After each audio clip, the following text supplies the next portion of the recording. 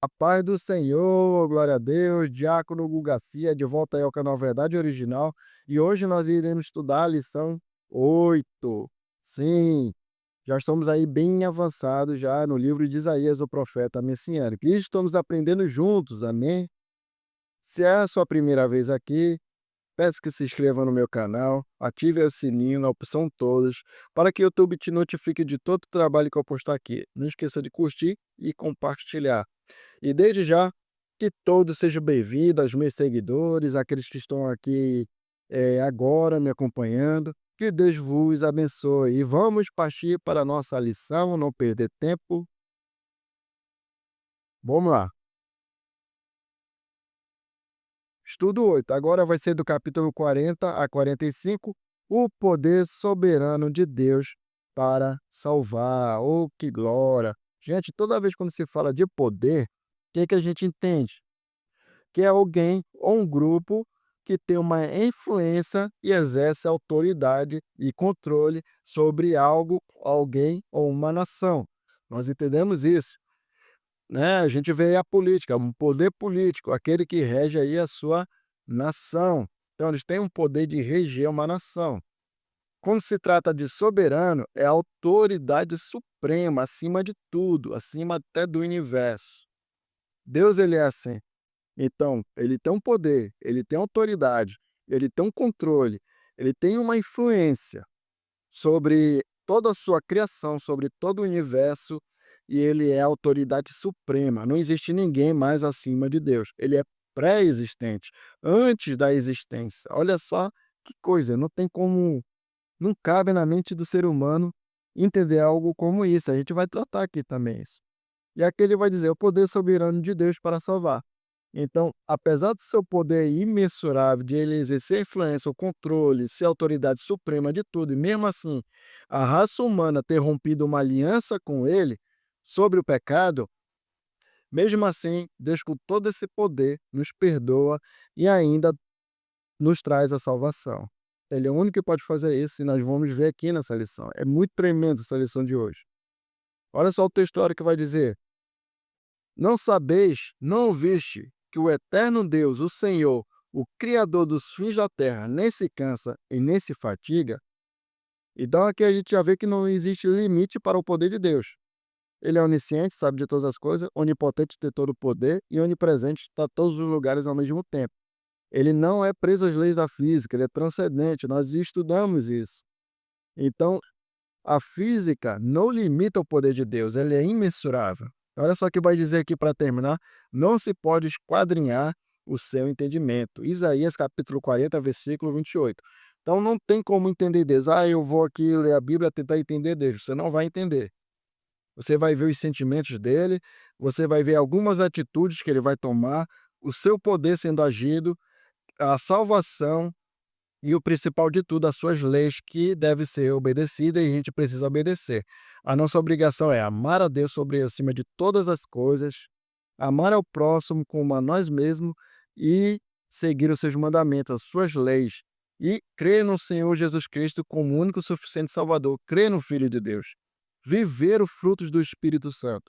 Então, no momento que eu compreendo isso, já é uma vitória.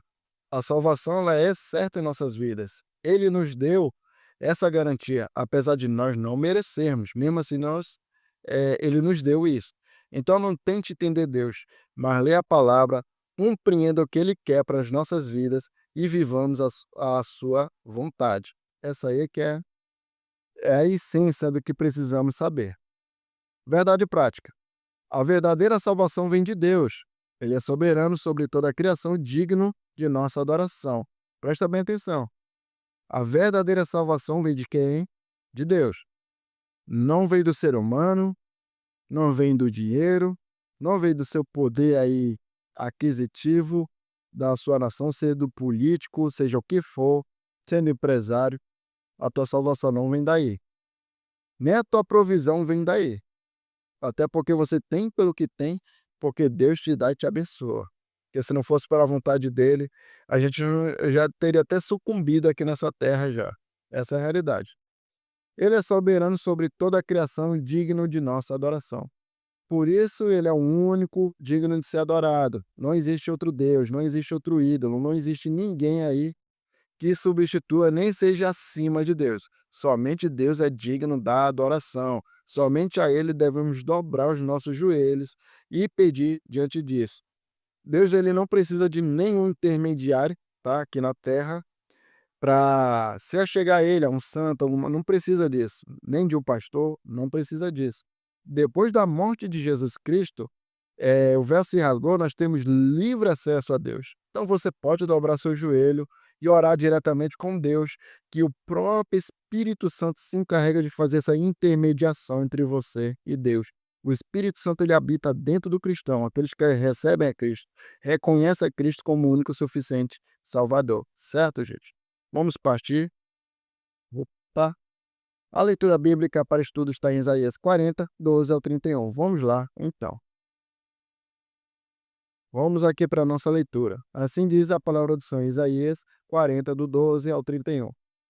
Quem mediu com o seu punho as águas, e tomou a medida dos céus aos palmos, e recolheu em uma medida o pó da terra, e pesou os montes e os outeiros em balanças?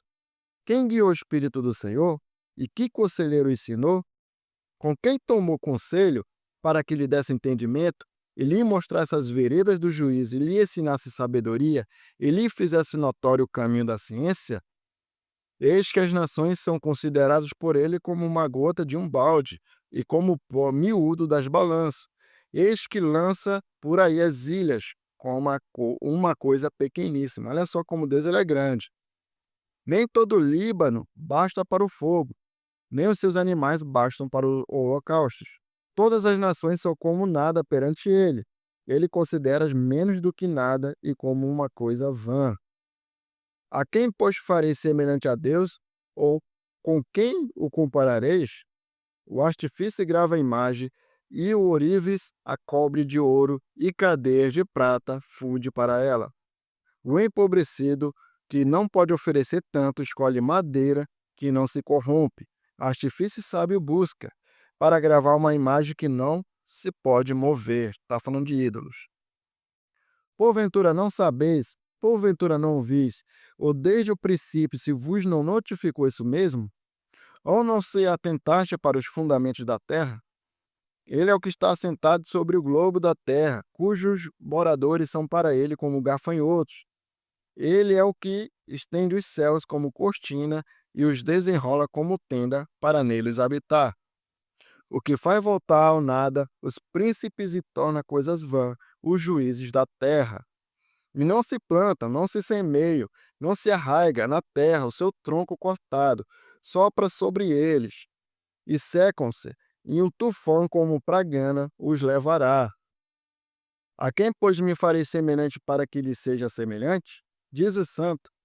Levantai ao alto os olhos e vede quem criou essas coisas, quem produz por conta o seu exército, quem a todas chama pelo seu nome, por causa da grandeza das suas forças e pela fortaleza do seu poder, nenhuma faltará.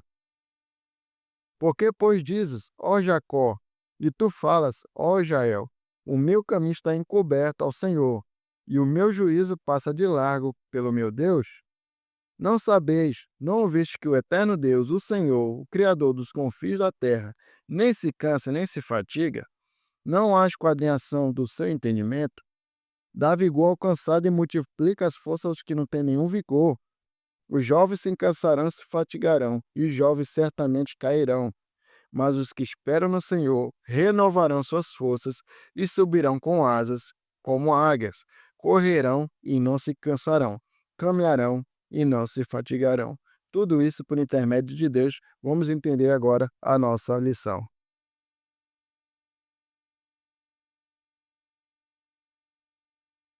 Vamos aqui para dentro da nossa lição, então, gente, Deus tem poder para salvar. Primeiramente, nós precisamos entender uma coisa em relação às profecias de Isaías. Desde quando começou, Isaías ele relatou muito a questão do juízo que viria sobre a nação aí pecaminosa, né, o povo de Judá. Então ele já descreveu tudo o que irá acontecer em relação à nação de Judá, devido à idolatria, devido ao pecado, ao afastamento de Deus, devido às injustiças, devido à corrupção, tudo isso, o desamparo aos órfãos, às viúvas, tudo isso, e Isaías ali sempre alertando e trazendo o quê? Palavra de juízo, principalmente também sobre o cativeiro babilônico. E aí, só que tem um porém aí. A partir do capítulo 40 aí em diante, o período que nós estamos estudando aí, 40 ao 45, vai falar do consolo de Deus e a sua soberania. O consolo, nesse exato momento, num período que eles irão viver, que é o cativeiro babilônico, que durou em torno de 70 anos. Então não seria uma coisa ali eterna, seria para servir realmente de lição, para fazer que o pessoal se voltasse para Deus, entendesse que sem Deus eles não eram nada, eles não conseguiriam crescer, evoluir e nem ser felizes longe da presença de Deus, e que não existe outro que livre eles do mal, se não for o próprio Deus. Então, apesar de todos os erros, de todas as falhas que eles fizeram mediante a Deus, terem quebrado as suas transgressões, terem transgredido, né, a lei de Deus, eh, terem feito tantas coisas erradas, mesmo assim Deus ele entra para salvar, mesmo assim ele consola, mesmo assim ele chega para eles dizendo mesmo assim que e isso que eles irão passar não é para sempre. De Deus ele iria restabelecer, restaurar novamente o seu povo, restaurar a nação de Israel, ter o templo novamente, erguer os muros que serão derrubados mediante aí a invasão dos babilônicos. Então Deus ele estava trazendo aí um consolo, que a gente vai tratar aqui agora, consolo divino. Aqui na lição vai dizer aqui, ó: "Consolai, consolai o meu povo, diz o vosso Deus". E mais adiante ele vai dizer, ele começa com a mensagem de que a sua iniquidade será perdoada, sinalizando que o castigo que o povo sofreria teria um tempo limitado. Então não era para sempre. Era praticamente ali para servir de lição, para mostrar para eles quem realmente é Deus, que eles necessitam aí de Deus. Uma coisa muito importante que aqui a lição também fala, vai dizer assim, ó: "A mensagem de consolo também apresenta a preparação para a vinda do Messias, que virá para libertar Israel". Olha só o que vai dizer aqui, ó: "Voz do que clama no deserto, preparai o caminho do Senhor e endireitarai no ermo as veredas a nosso Deus". Bem semelhantemente, assim ao que João Batista falava, né, pregava naquela época lá dos 4 evangelhos. A gente tem isso, nos 4 evangelhos. Praticamente aí João Batista aí confirmando as profecias aí de Isaías, dizendo: "Olha, se preparem, porque está chegando aí alguém que eu não sou digno nem de desatar suas sandálias. Não sou digno, o Messias verdadeiro". O que a gente precisa entender aqui nesse exato momento do consolo divino, que o povo de Israel, eles eram o seguinte: estavam bem com Deus, eram fiéis a Deus, depois começava aí a transgredir, quebrava as leis de Deus, desobedecia. Aí Deus ia lá, pá, aplicava seu juízo. Geralmente cativeiro, geralmente é peregrinação pelo deserto, como aconteceu, que eles passaram 40 anos no deserto. Teve o Egito, né, teve a peregrinação, teve o Império Babilônico, Medo-Persa, teve o período do Alexandre o Grande, que é o período aí do Império Grego, depois veio o Império Romano, e eles estavam, assim, bem acostumados, praticamente, assim, pelo histórico que eles viviam. Nesse exato momento, quando eles estavam aprisionados por uma nação, por alguma coisa, Deus ia lá e libertava eles, do sentido literal. Só que nada adiantava de serem libertos de uma nação aí que os escravizava, né, que os subjugava, se o coração deles continuava longe de Deus, se eles continuavam transgredindo do mesmo jeito. Quando as coisas pareciam estar bem, eles iam lá e infelizmente se desviavam novamente. Então estava nessa roda. E quando o Messias ele veio, João Batista ele começou a alertar: "Olha, direitai as vossas veredas, os seus caminhos". Estava dizendo a mensagem: "Se preparem espiritualmente. Não adianta você serem liberto aqui dessa nação romana, desse povo injusto, corrupto, mas se vocês continuam com o coração longe de Deus, não adianta, vocês vão perder a salvação de vocês". Então praticamente era isso. Quando Jesus ele veio, não veio para libertar o pessoal do jugo humano, veio para libertar Roma, o coração. Era disso que o Senhor Jesus sempre estava ali falando. Não adianta eu libertar vocês dessa nação aqui pecaminosa, dos romanos, do Egito, não seja quem for, mas se o coração de vocês não muda, permanece o mesmo. Era isso que eles queriam, que é assim que Jesus queria que eles enxergassem. Só que havia essa dificuldade. Eles queriam um Messias poderoso, né, como um rei da realeza lá, que fosse lá e pá, derrotasse os romanos e colocasse Israel lá em cima, no topo, eles queriam isso. Mas a alma estava ali dilacerada, presa ao pecado, não ia adiantar nada. Eles iam cair no pecado do mesmo jeito. Mas o Senhor estava sempre ali para manifestar o seu poder e mostrar que ele é como um pastor que cuida das suas ovelhas, do seu pasto, independente do erro, ele nunca desiste aí do seu povo e sempre está aí para consolar a sua criação. É aqui a gente vai falar sobre o poder de Deus sobre a criação. Então, a partir daí do 40, do versículo 12 ao 26, vai começar já a trazer a soberania dele, o poder dele, né. Então ele vai falar aqui, ó, destacando a sua soberania sobre toda a criação e as nações, sobre toda a criação, tá. Não é só um pequeno, um pedaço, o universo, o planeta Terra, não, toda a criação, tá. A partir das perguntas retóricas, Isaías descreve o poder incomparável de Deus, questionando quem pode medir os oceanos, os céus com a palma da mão. E aí?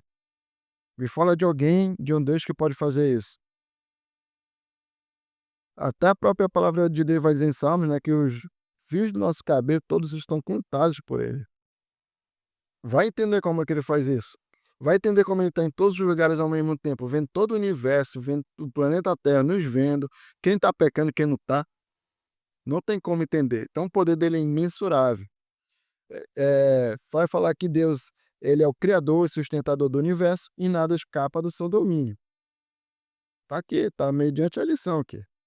Outra coisa também que o profeta ele critica em relação que é a idolatria. Se Deus ele é o criador, se Deus ele é o salvador, se Deus ele é quem cuida de nós, nos sustenta e tem todo o poder, por que que eu vou ter que recorrer a um outro ídolo menor do que Deus?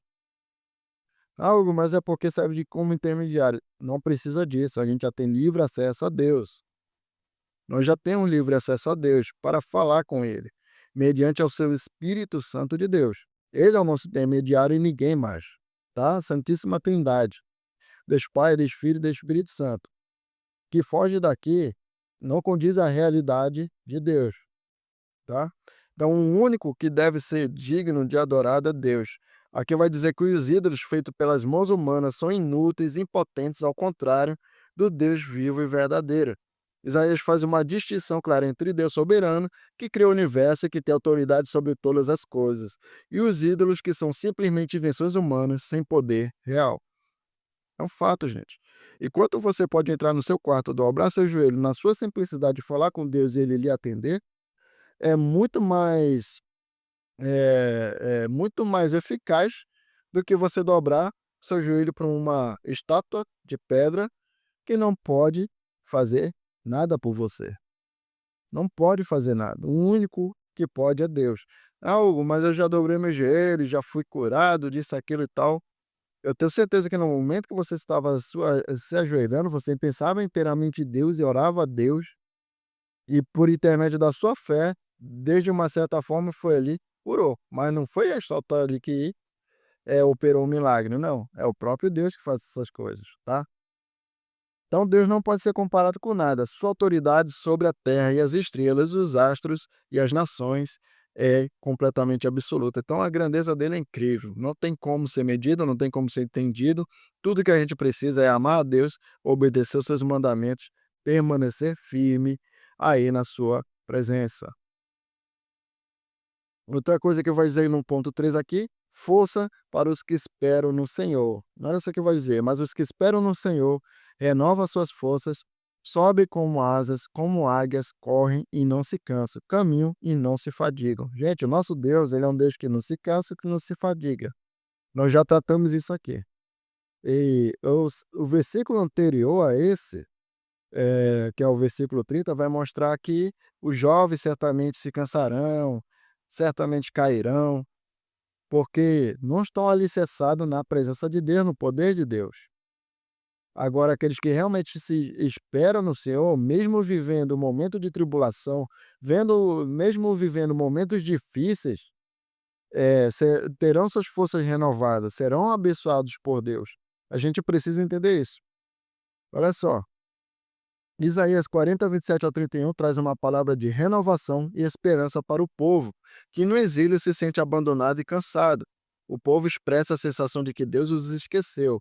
O meu caminho está coberto ao Senhor, e o meu direito passa desapercebido ao meu Deus.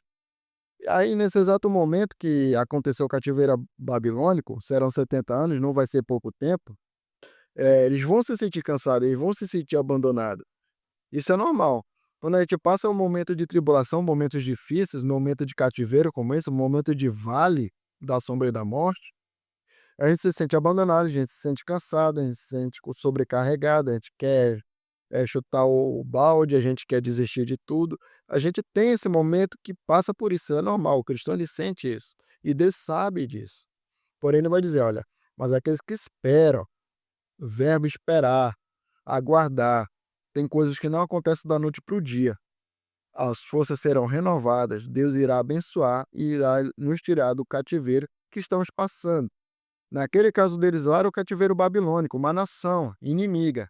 No nosso caso, pode ser problema financeiro, pode ser problema de saúde, pode ser um problema eh, que às vezes tira a nossa paz, quer tirar o nosso sono, certo? Então a gente precisa esperar no Senhor, buscar a Ele, porque no momento certo Deus ele vai agir. Basta somente crer e esperar. E aqui ele vai mostrar também em relação a uma metáfora, asas como águia, para ilustrar aqui a renovação espiritual. Assim como a águia se renova, né, vai até acima das nuvens e tudo, assim Deus ele faz conosco também, tá? Tudo isso pela sua infinita misericórdia para a nossa vida. Vamos passar para o outro ponto. A mão do Senhor fez isso. Vamos lá entender esse contexto aqui. A mão do Senhor fez isso. Vai dizer aqui o seguinte: eles afirmam que a ajuda verdadeira vem de Deus e a sua intervenção visível será testemunho de sua autoridade para restaurar o seu povo. Está falando justamente no querido aqui que o Messias aí virá. O ponto 1, ser forte. Um ao outro ajudou e ao seu próximo disse: ser forte. Este versículo descreve a união entre o povo diante da dificuldade, tentando se apoiar mutuamente, motivando e encorajando-se reciprocamente. Ao mesmo tempo, serve para destacar a fragilidade humana e prepara o terreno para a afirmação de que verdadeira ajuda e força vem de Deus, não das ações humanas de ajuda e de estímulo para ser forte. Então, no momento de dificuldade, no momento difícil, o povo do mesmo pensamento, cada um do mesmo Deus, tem que se unir e manter ali a força, a mesma fé, se unir. Porém, sempre tem em mente que quem faz realmente aí a renovação das forças, a bênção, quem realmente escancara as portas, tira o ser humano aí da tribulação, é o próprio Deus, tá? Então, ser forte significa ser isso. A união entre o seu povo ali, na mesma fé, esperando aí o agir de Deus. Te sustento com a minha destra. Olha só o que vai dizer. O verbo sustento reflete a ação de manter e fortalecer Israel. A minha destra simboliza o poder e a fidelidade de Deus para salvar. Então a promessa dele está feita. Ele diz que vai salvar, ele salva. Mas precisamos fazer a nossa parte e obedecer os seus mandamentos. Olha só. É uma promessa de amparo divino, mesmo nas piores dificuldades. Igual a afirmação encontra-se no verso 13. Porque eu, Senhor teu Deus, te tomo pela tua mão direita e te digo: não temas, que eu te ajudo. Está num momento difícil da sua vida, por mais horrendo, eu não consigo resolver, está muito difícil. É nesse exato momento que você não deve temer, você deve pôr sua fé em alta e dizer: Deus pode fazer mais por mim. E eu sei que no exato momento Ele pode escancarar as portas, pode me abençoar e eu sair desse vale ruim, desse vale aí de morte, tá? Então, Ele nos sustenta em todos os momentos da nossa vida, assim como aconteceu no deserto, na peregrinação do deserto, são 40 anos. Se você for ler a Bíblia, lá na peregrinação do deserto, vai falar que nem as roupas do povo que peregrinava no deserto envelhecia. Deus colocava o quê? Uma nuvem sobre o sol para que eles não se queimassem. Durante a noite, geralmente no deserto faz muito frio, coluna ali de fogo. E mandava alimento, mandava água, provia tudo. Não, ele não deixava o povo desamparado, mesmo devido à murmuração ao pecado. Então Deus ele não vai fazer isso conosco, ele nos sustenta em todos os momentos da nossa vida. A mão do Senhor fez isso. Vamos lá. Para que todos vejam, saibam, considerem, e juntamente tendo que a mão do Senhor fez isso, e o Santo de Israel o criou. Este versículo encerra a sessão de promessa de restauração e vitória com o objetivo de exaltar a soberania de Deus. Ele reafirma que os milagres e as bênçãos que acontecem e acontecerão não são fruto do esforço humano, mas da ação direta de Deus. Então vamos lá. Ao final do objetivo, todas as intervenções divinas é que as nações reconheçam que somente o Senhor, Santo de Israel, tem poder de criar e restaurar. Olha só, nem preciso estar falando muito. O objetivo de tudo aqui é a intervenção divina, que ele é o único que tem poder para criar, para restaurar, para fazer todas as coisas. Então, a gente vê a mão do Senhor, seus feitos em todos os momentos ali da Bíblia e nas nossas vidas também. Quando nós somos abençoados, a mão do Senhor fez isso pelas nossas vidas. Sempre reconhecer a Deus acima de tudo, viu? Não esqueçam isso, não esqueçam isso. Vamos partir para o último ponto, então. Estamos aqui já quase estourando o nosso tempo, aqui limite, certo? Deixa eu baixar aqui um pouco mais. Agora é só beber aqui uma água.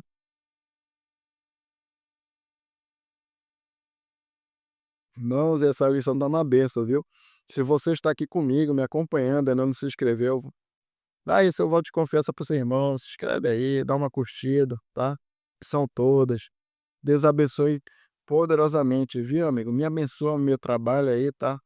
Por intermédio aí do seu like e da sua inscrição. Aí você já estará abençoando meu ministério. Vamos lá, então? Ungidos para uma missão. Primeiro, o Messias é o único Salvador, Messias o Salvador, o único, Jesus Cristo, tá? Ele é o único que tem um poder para salvar, para libertar. Então vamos lá. Quando se trata de ungidos, vai dizer o quê? Que é uma pessoa que foi ali untado com óleo que recebeu uma extrema unção para uma missão. Então, ungidos. Nós vamos tratar de três questões aqui que foram ungidos. Primeiro, o Messias, que é Jesus. Depois, as testemunhas, tá? De Deus, aqueles que irão se render à graça do Senhor, a Deus. E temos aqui o Ciro, pastor ungido. Vamos entender cada um deles. Messias é o único Salvador, vai dizer. Lá em Isaías 42 é o capítulo que apresenta a promessa de Deus em enviar seu servo escolhido para trazer justiça e salvação ao mundo. O servo é identificado como aquele a quem Deus coloca seu espírito. Olha só.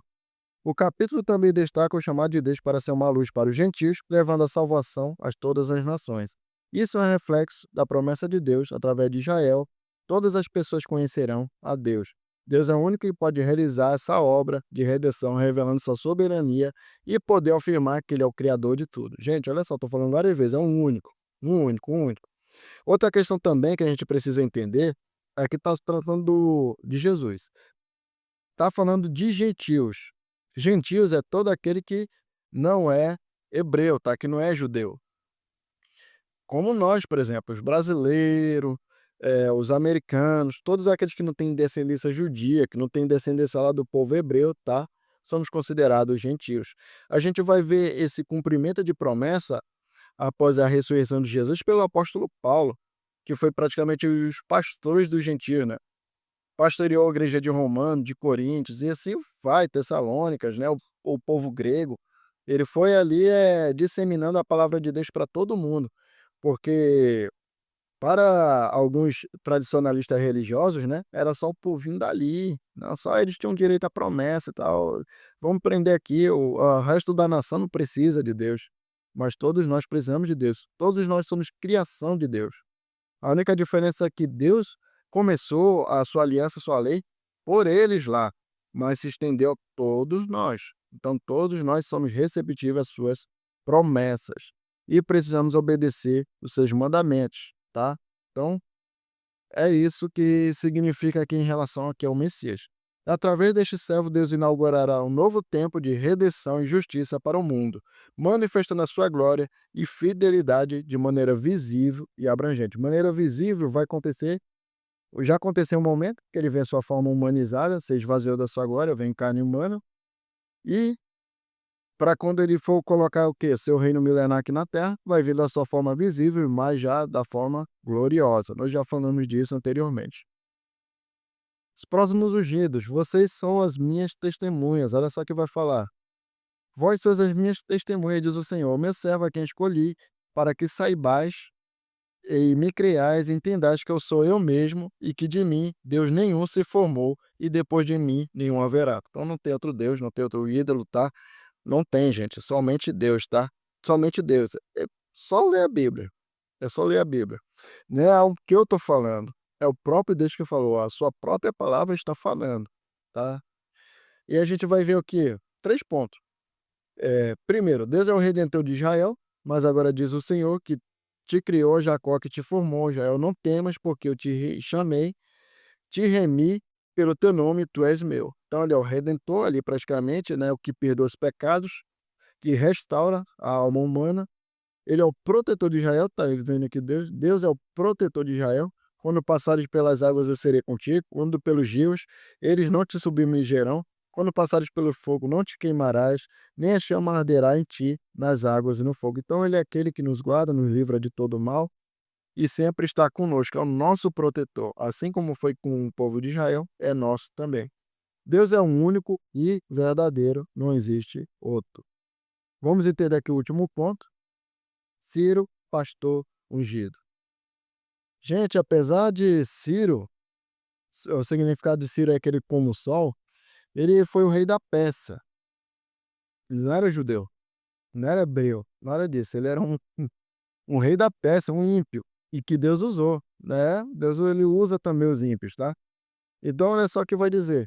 Isaías 45 é uma profecia na qual Deus se refere a Ciro, o rei da Pérsia, antes que ele existisse, mesmo sendo um rei pagão, tornou-se uma figura providencial, pois ao decretar a libertação dos judeus do cativeiro babilônico, como está registrado em Esdras 1, autorizou o retorno do povo para Israel e a reconstrução dos muros e do templo em Jerusalém.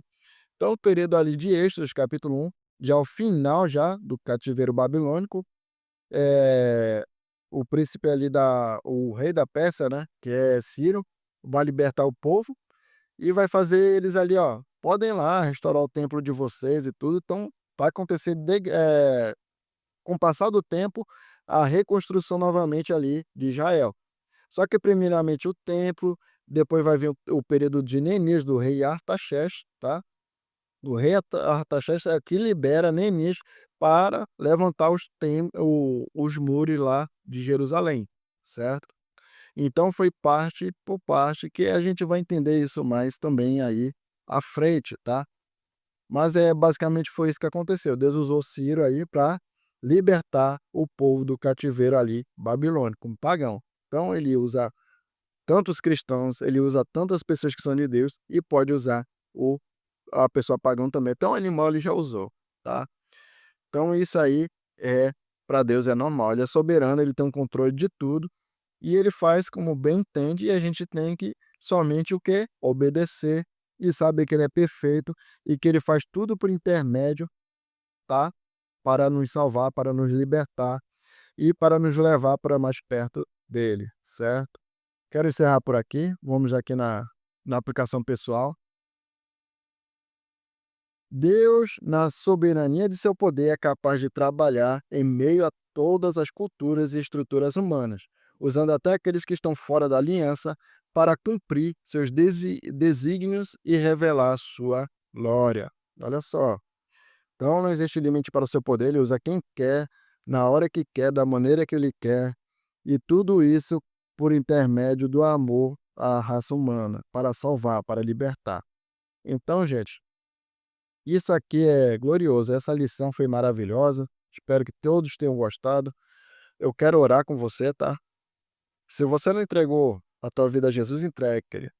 Ele é o único ser soberano que pode aí, trazer vida para você e solução para todos os teus problemas. Não estou dizendo que a vida vai ser um mar de rosa, mas ele é uma pessoa que faz você vencer cada etapa da sua vida e ele estará sempre contigo como general de guerra, certo? Vamos orar? Soberano Deus eterno Pai, queremos encerrar essa lição maravilhosa, que nós venhamos, meu Pai, compreender que o Senhor é soberano, que o Senhor está acima de todas as coisas, que não existe outro Deus, que o Senhor é nosso protetor, que o Senhor é aquele que nos renova, que o Senhor é aquele que nos dá força quando estamos cansados. Pai, abençoa cada familiar, cada um que está me escutando, em nome de Jesus Cristo. Eu agradeço pela vida de cada seguidor meu, de todos aqueles que estão me escutando, meu Pai, que o Senhor possa renovar as forças de cada um. Em nome de Jesus Cristo, Senhor meu Deus, meu Pai, ser com cada um de nós, porque precisamos mais de Ti. Em nome de Jesus e desde já te agradeço. Amém. Então é isso, gente, tá? A paz do Senhor. Fique com Deus. Até a próxima. Tchau, tchau.